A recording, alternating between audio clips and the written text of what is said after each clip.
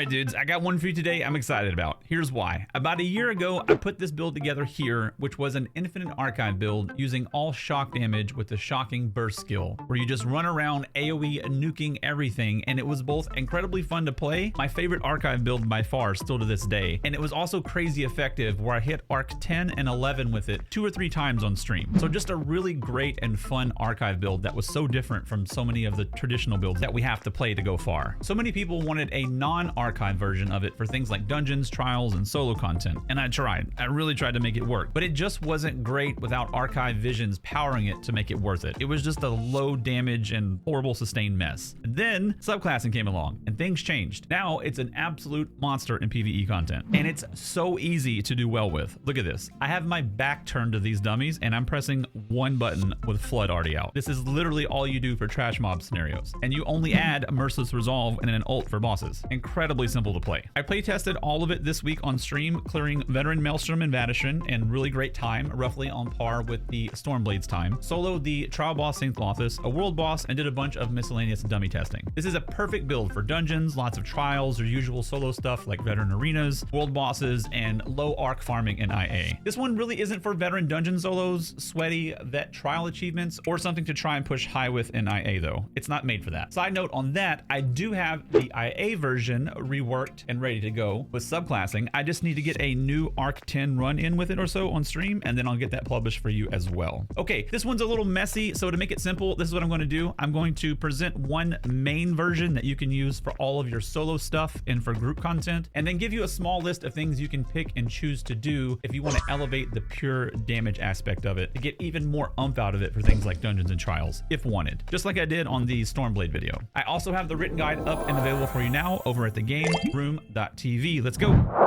For this build, we're using the Sorcerer, Nightblade, and Templar classes, with the Sorcerer being the mandatory base class due to the class script we're using. Any Magicka-based race is good. High Elf is going to be most ideal. Breton is also going to be good here as well, but you should be able to make it work with any race. Then we have all 64 points into Magicka. The engine behind the whole build is the Storm Curse set, which has a 5 set that essentially says when you do shock damage, you have a chance to do even more shock damage to the enemy and up to 2 additional enemies. We then pair that with the Sorcerer class script with 2 different options of spammables, which we'll discuss shortly, that says when using the scribed ability, it either does additional shock damage around your character's body or around the target itself. Then we use the Overwhelming Surge set that shoots even more shock damage out of your body, dealing damage, proccing more Storm Curse damage, and restoring Magicka back to you based on a percentage of the damage it does. So this is a 2-in-1 set here, giving us damage itself, proccing our other set, and also giving us much needed sustain while using an extremely expensive spammable. When wrapping all that together, you get this. And this is how the whole setup will look. Both sets are light, so it doesn't matter what goes where as long as both 5 sets are active. You want a medium helm with a line of pin like Krog's, all divine traits, and try enchants on the armor. I suggest going try enchant here because it will give you a bigger health and stamina pool, since this is a Magicka build, which will be very useful in all solo content. It will also allow you to safely use pure DPS food in dungeons and be fine as well. If you just run try enchants, you never have to worry about health on any food you do choose, and you have an extra cushion of stam for solo content shenanigans like block, CC, break, sprint, and interrupts and such. Bloodthirsty on all jewelry, including Oakensoul with the magical harm enchants, and then a precise lightning staff with a flex spot on enchants. There's 2 spammable options that will determine the enchant type here, which we'll discuss next. Essentially, if using Shocking Burst, we use Absorb Magicka, and if using Shocking Soul, we use Flame Enchant. Here's your CP as well. Take note of the Reaving Blow CP. This is really impactful for solo content and just self-healing in general. And then Siphoning Spells, which will be really helpful for sustain. Here are your skills, which I'll break down next. And then we have the Atronach Mundus, Clockwork Citrus Fillet Food, or the cheaper version, Witch Mother's Potent Brew, and then Tripods.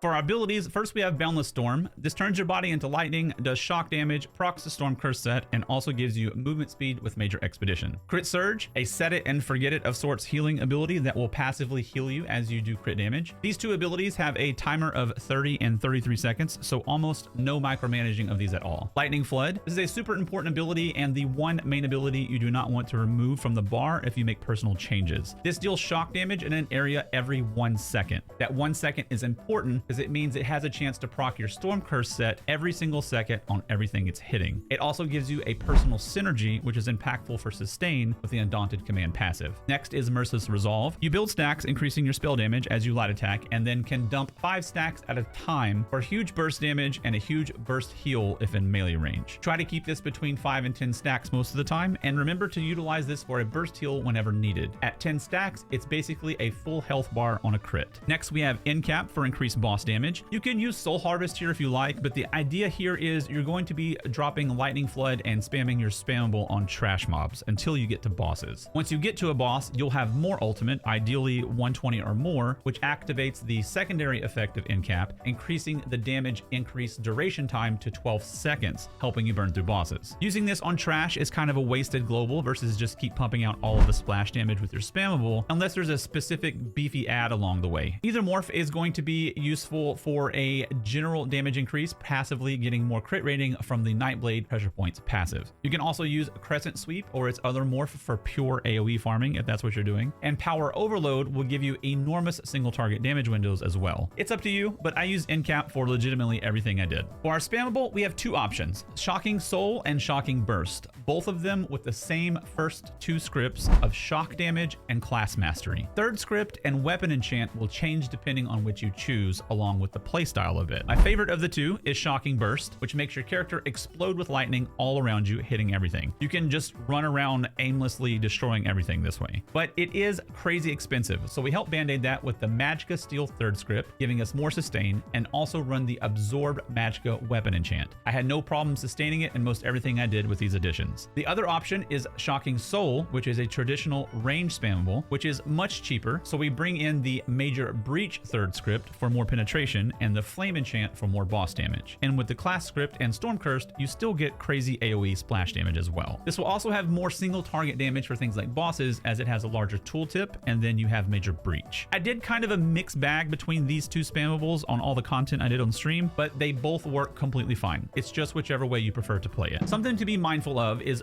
both sets we're using are designed around AoE damage elements. It's not exclusively an AoE build, but due to not just the AoE, but the additional splash damage nature of the setup, the more enemies, the more damage. Not just overall, but also to your primary target. I like to give you a visual of this because I find it interesting, and maybe some of you do as well. Here it is running about 30 seconds on a trial dummy. Rather than look here, let's look down here. You can see this was about 98k for that short duration on the trial dummy. Running it again, adding 1 3mm dummy next to it, you can see the DPS to the primary target of the trial dummy went up by about 10k DPS, not just the overall DPS increase. This is due to the nature of the Storm Curse set and class script splash damage, which is different than a normal AoE damage source. So the moral of that story is any multi-target scenario, including bosses with ads, just get absolutely destroyed. Then in any actual pure AoE scenario, it's just insanity. But the give for that take is the actual standalone one boss with 0 ad DPS is lower than a traditional setup. I didn't parse with it all day, I just ran through a handful of times, and with the changes I'm about to show you, after the beginning burst settles, ends up in the lower 90s or so. But it's the same setup where the very next trash pack after the boss, with the same buttons, you can do this. So there's a little give and take with it, but all in all, plenty of DPS for most group content single target wise. Whether that's enough single target DPS for what you're doing, that's up to you. But generally, things like dungeons and veteran arenas are going to get totally destroyed with their heavy ad nature. Here's a list of things you can do from the solo version to elevate DPS. Swap Krogs for Slime Crawl and Medium. Swap Weaving Blows for Exploiter. Use Shocking Soul with the Flame enchant. Swap Atronach Mundus for Thief. And then use Ghastly Eyeballs if you're comfortable with the health amount. And that's it, gamers. This one was fun, and I'm happy subclassing finally made this one viable for things outside the archive. I'll leave you with some gameplay so you can see it in action. If you try it out, I hope you enjoy it. Let me know if you have any questions. Thank you so much for watching, and have a wonderful day.